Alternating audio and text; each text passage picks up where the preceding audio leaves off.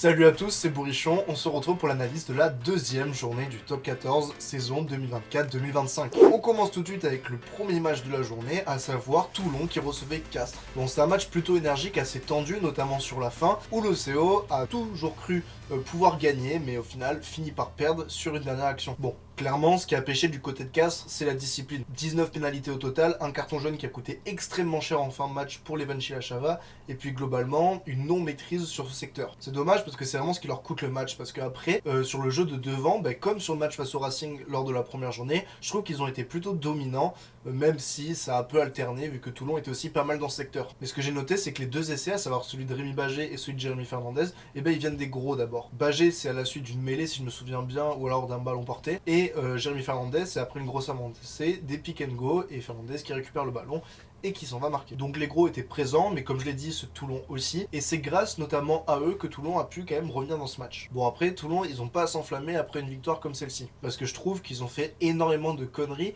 et ils ont eu une inefficacité à marquer qui était assez criante. En seconde mi-temps, et notamment sur les 20-25 dernières minutes, je ne sais pas combien d'occasions il y a eu, ou en tout cas de possession dans les 22 mètres castrés, mais c'était effrayant comparé au nombre de points marqués. Si on rajoute donc les conneries, comme je le disais, à savoir par exemple le contre de Serein qui amène un essai qui va être refusé par la suite. On a aussi cette action de Marius Daumont qui veut jouer une touche rapidement, mais qui fait une passe pour lui-même de 1m50, alors que ça doit faire 5 mètres minimum. Et enfin, en fin de match, les pénalités ratées par Garbizi qui étaient plutôt faciles pour un buteur de sa trempe. Avec ces deux éléments-là, donc les conneries plus l'inefficacité à marquer, j'ai l'impression qu'ils allaient vraiment jamais y arriver et au final, repartir avec une défaite. Mais c'est après une énième action que Tuikouvou arrive à marquer et que Hervé transforme pour la victoire. Et c'est un ouf de soulagement pour les Toulonnais parce que vraiment, je pense qu'ils auraient pu être très déçus de ne pas réussir à ramener la victoire avec toutes les possessions qu'ils ont eues. J'ai dit que c'était le premier match de la journée, mais il y avait un autre en même temps, c'était Stade Français qui recevait le rugby club de Vannes. Alors moi, ce que j'ai remarqué, c'est que tous les essais du Stade Français ont été marqués de la même façon. C'est globalement un exploit personnel, ou en tout cas un joueur qui perce et qui soit va marquer, soit amène une dynamique pour après marquer l'essai. Les deux premiers essais, c'est grâce à Macalou qui perce 2 fois, après on a l'essai de Pérez Blanc, et enfin les deux derniers essais de Weber. Parce que sinon le Stade Français, ils n'ont pas réussi à développer un jeu, ils ont toujours du mal, ça se voit qu'ils sont en rodage et en reconstruction, mais c'est quand même un petit peu mieux qu'à Bordeaux lors de la première journée. Alors du côté du RCV, la stratégie, elle était claire. Le but, c'était d'aller chercher la largeur, parce que devant, ils étaient plutôt, on va dire, en manque de puissance, même si au niveau de la mêlée, ça s'est pas trop senti. Alors qu'à l'inverse, au niveau des ailes, ils ont eu deux joueurs qui ont fait un très bon match, à savoir Rayassi et Nakossi. Et d'ailleurs, ils sont récompensés tous les deux par un essai. Donc aller les charger, c'était comme une évidence parce qu'ils avançaient sur chaque impact ou avec des crochets intérieurs. Ce qui m'a plu aussi du côté de Vannes, c'est une conquête qui a été vraiment fiable. Comme je disais, la mêlée a plutôt été conquérante face à celle du Stade Français. Et ça, faut vraiment le notifier parce que la mêlée du Stade Français d'habitude, c'est quelque chose qui est dur à bouger. Et on a eu plus ou moins une bonne défense. En tout cas, quand ils arrivaient à avoir un rideau défensif solide, le Stade Français ne perçait pas. Après, il y a eu ces 5 erreurs de défense, ça fait quand même beaucoup, je vous l'accorde. Et pour revenir sur l'offensif, c'est cette stratégie d'amener sur les extérieurs qui donc va permettre l'essai de Kostosek. Parce qu'en effet, les joueurs du Stade Français étaient plutôt habitués donc à voir les ballons écartés. Et donc là, comme la défense était assez élargie, Maxime Lafache a pu donc taper un petit coup de par-dessus, récupéré par Kostosek, qui s'en va marquer. Après, je pense que tout comme Castres, Vannes peut se mordre les doigts de ne pas ramener la victoire donc en terre parisienne, parce que mine de rien, il y avait la place, et je pense que sans cette mauvaise première mi-temps sur le plan défensif, ils auraient pu largement gagner. Passons maintenant au multiplex avec 3 matchs, et le premier dont on va parler, c'est Racing Clermont. Alors moi, la question que j'ai envie de poser, c'est comment l'ASM a pu laisser échapper un match comme ça. Bon, déjà, il y a eu plusieurs actions qui ont été vendangées. Alors soit par des en avant, soit par des mauvais choix de jeu. Il y a eu notamment plusieurs fois où ils sont restés dans des zones assez serrées, donc avec plutôt leurs avants, et au final, ils se sont fait soit gratter le ballon, soit un en avant. Il y a eu notamment Thomas Seit qui a fait 2 en avant dans des zones de marque. Et puis évidemment, comment ne pas évoquer cet énorme trou d'air en fin de match, sachant que le Racing était mené de 4 points, il y avait 16 à 20, et que le score final est de 33 à 20 pour le Racing. En fait, dès qu'ils ont marqué l'essai de Étienne Fourcade, l'ASM est complètement sorti du match. Ils ont pris en 5-6 minutes 3 essais, à savoir celui d'Arundel, celui de Ficou et celui de Le Garec. Et le pire dans tout ça, c'est que les 3, c'est les mêmes. C'est dépercé sur le côté gauche, niveau Racing, et côté droit, du coup, niveau Clermont. Et ce Racing, qui était d'ailleurs à l'accent anglais, parce qu'entre Farrell, Lancaster père et fils, Sam James, Arundel, et puis on va mettre même Roland, qui est gallois, ça sentait le britannique. Ben, ce Racing, il a jamais eu à élever son niveau de jeu en fait, parce que Clermont lui a offert littéralement ses 3 derniers essais pour lui donner la victoire. Mais bon, ils sont quand même allés se la chercher, et c'est globalement une victoire qui est méritée parce que ce soit l'un ou l'autre, sur les 60 premières minutes, c'était très serré. Pour le reste du multiplex, on peut pas en dire autant, les 2 matchs donc n'ont pas été très serrés. On a d'abord le Perpignan-Montpellier. Bon, c'est clairement un match à sens unique où l'USAP est passé complètement à travers.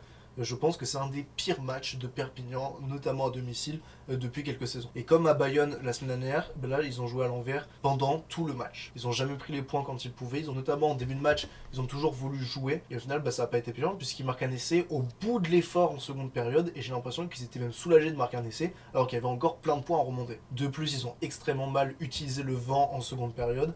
Alors qu'à l'inverse, bah Montpellier, lui, l'a parfaitement utilisé. Et puis si on rajoute le paquet d'avant qui s'est fait totalement dominer par celui de Montpellier, notamment en mêlée où ils ont pris des reculés et des pénalités sans arrêt, bah forcément Perpignan ne pouvait pas gagner ce match. Alors que Montpellier, comme je l'ai dit, ils ont bien utilisé le vent, ils ont été pragmatiques, et au final, sans inventer le rugby, ils ont été juste sérieux dans le rugby, et avec des avants qui dominaient, bah, c'était plus facile de gagner. Le dernier match de ce multi-rugby, c'était la section paloise qui recevait Bayonne. Bon là, ça a mis un peu de temps avant de se décanter, on a dû attendre peut-être la 23e minute, il me semble, pour voir le premier essai du match. Et en fait, c'est le carton jaune donc de Luc Tadji qui a tout déclenché, parce que jusque-là, Bayonne et Pau étaient côte à côte au niveau du score. Et après ce carton jaune, Pau a totalement pris les devants. Ce qui m'a énormément plu dans ce match, c'est le jeu proposé par la section paloise. C'était juste magnifique à voir. On a vu pour le coup un collectif qui était bien rodé et qui avait rien à voir avec ce qu'ils avaient proposé à Clermont la semaine dernière. Et des joueurs qui étaient en feu, qui avaient une volonté de jouer incessante. Ça fait plaisir de revoir la section donc à ce niveau-là. Bon après il y a quand même eu pas mal d'en avant, mais j'ai envie de dire que c'est pas très grave parce qu'ils étaient tellement dominants et tellement dans l'avancée sur chacune de leurs prises de balles que les en avant, bah, à force de jouer, c'est normal qu'il y en ait. A l'inverse, Bayonne, ils ont une défense vraiment beaucoup trop friable, ils prennent 7 essais, et puis globalement, alors oui, Pau avait cette volonté de jouer, et donc ces joueurs qui cassaient la ligne d'avantage, mais il y a quand même eu pas mal de plaquages manqués. Et ce que j'ai envie de noter, c'est la réorganisation défensive en général de Bayonne dès qu'il y avait plus de temps de jeu, qui était mais juste catastrophique. Et notamment en seconde mi-temps, quand ils craquent sur la fin de match. Et du côté de Bayonne, en plus, ce que j'ai trouvé, c'est qu'il y a trop de joueurs qui sont des cadres ou alors des futurs leaders en puissance qui sont passés à côté de ce match. Notamment en tête, Luc Tadji, j'en ai déjà parlé avec son carton jaune, mais aussi Ouzer Kassim, Baptiste Germain qui pour moi n'a pas fait un bon match, Alexander Moon sur qui j'avais beaucoup d'attentes parce que je ne connaissais pas le joueur et on me l'avait extrêmement bien vendu. Et enfin encore Herbin Artegaray ou Rodrigo Bruni, tous ces joueurs-là en fait sont passés à côté de leur match. Et il y a juste pour moi le triangle derrière qui a plutôt bien fonctionné, à savoir Mousquet, Mekdoud et Tom Spring à l'arrière, plus Cyrili Makala. Et bon en vrai globalement si Bayonne s'était un petit peu respecté et avait fait l'effort en défense, Pau n'aurait jamais eu le bonus parce que à la fin ils offrent 2 essais. Moi, on passe au match du soir, du samedi soir même, à savoir Lyon qui recevait l'Union Bordeaux-Bègles. Bon là c'était un match aussi assez intéressant avec beaucoup d'envie, beaucoup de jeu. Bon clairement ce qui a fait gagner les Lyonnais c'est l'engagement qu'ils ont mis sur ce match. Parce qu'il y avait quand même 2 équipes au niveau de jeu, on va dire similaires sur ce début de championnat, mais Lyon a juste gagné parce qu'ils avaient une faim énorme. Sur chaque ruck, ils avaient 3 ou 4 mecs qui venaient chacaier, qui avaient juste envie de défoncer l'adversaire. Bon, ça leur a aussi coûté pas mal de pénalités, et notamment ces 2 cartons jaunes en fin de première mi-temps. Mais dans l'ensemble, c'était une agressivité qui était positive. Et si on rajoute à ça un pied d'occupation qui a été parfaitement utilisé, entre autres par les Aubert 2, et quand il le fallait, ils ont joué les coups à fond avec les Niniashvili, Marakou qui a fait un bon match, Monti Yohane, tout ça. Lyon a gagné assez logiquement ce match malgré le score. Côté UBB, j'ai envie de dire que pour la 150e fois depuis qu'ils sont remontés, ils perdent les matchs sur les derniers instants, ou du moins ils perdent des points. Ça s'est vu sur le Stade Français la semaine dernière où ils perdent 1 point. Là, du coup, ils perdent la victoire sur la dernière action. Ça commence à faire beaucoup. Et là, en plus, sur ce match, ils ont aussi raté les entames de mi-temps. Donc là, c'était compliqué pour Bordeaux. Et c'est dommage parce qu'en seconde période, quand on a vu qu'ils arrivaient à un peu porter le ballon, à enchaîner tout ça, il y a eu des séquences intéressantes, notamment la dernière qui amène l'essai de Penaud. Celle-là, elle dure plus de 2 minutes et elle est vraiment intéressante sur le plan du jeu parce que tout le monde a été concerné, que ce soit avant ou 3/4.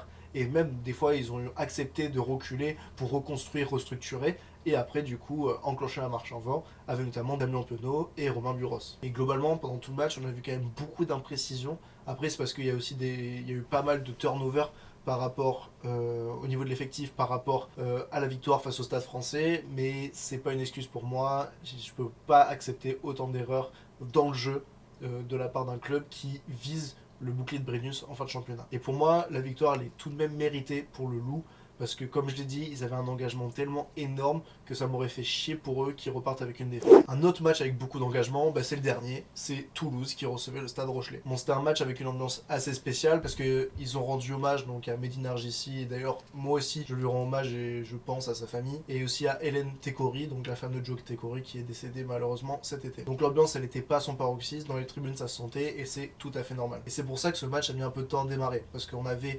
globalement des intentions de jeu de chaque côté, plus du côté toulousain parce qu'ils avaient plus le ballon, mais ça n'y arrivait pas, il manquait un truc. Et il a fallu attendre la 25e minute pour que ce match commence véritablement avec cet essai de Teddy Thomas. Et bon, après, le Stade Toulousain a clairement dominé les Rochelais pendant tout le reste de la rencontre, notamment devant. Enfin, je dis tout le reste de la rencontre, il faut avouer quand même que grâce au coaching d'Ogara qui a fait le choix de remplacer 7 mecs à la mi-temps, au final, La Rochelle s'en est beaucoup mieux sorti en seconde période et y a cru pendant un moment. Mais ce qui leur a coûté le match, et comme pour beaucoup d'équipes, j'ai l'impression depuis le début de saison, c'est clairement la discipline. Et là, l'entrée de Skelton notamment, elle n'a pas du tout apporté. Alors certes, il a amené quand même de la puissance, il y a eu 2-3 gros tampons de la part de Skelton, mais il a été notamment coupable de ce carton jaune qui a fait très mal dans la tête et sur la dynamique du match au Rochelais. Bon, le point de bonus défensif, pour moi, il aurait été mérité de la part de La Rochelle et la victoire est totalement méritée de la part de Toulouse. Et je pense que pour la révolution du jeu de Rochelais, on va devoir attendre un petit peu parce que là, c'est dès qu'ils jouent devant en fait qu'ils sont meilleurs. On passe maintenant au top et au flop. Côté top, je vais commencer par Marco Gazzotti. Bon, il a entre autres marqué un essai, mais après, il a été partout. Je crois qu'il a plus de 130 mètres parcourus avec le ballon en main, c'est énorme, notamment pour un numéro 8. Et puis, il a été dominant sur chaque impact. On continue avec pour moi ce qui est l'homme de la journée, à savoir Aymeric Luc. 2 essais en fin de match et puis il a été dans tous les bons coups, c'est impressionnant. Il avait une envie, ça se voit qu'il est revanchard après cette saison galère du côté de Toulon la saison dernière. Et ça m'a fait plaisir de revoir un joueur comme ça qui adore jouer dans une équipe qui elle aussi aime beaucoup le jeu. Et enfin le dernier top, c'est Jérémy Fernandez qui pour moi a parfaitement conduit le jeu castré à Toulon. Il a notamment marqué un essai comme j'ai dit. En flop, je vais aller sur Clément Castet, le pilier du Stade français, parce qu'il s'est fait concasser en mêlée, il prend notamment un jaune.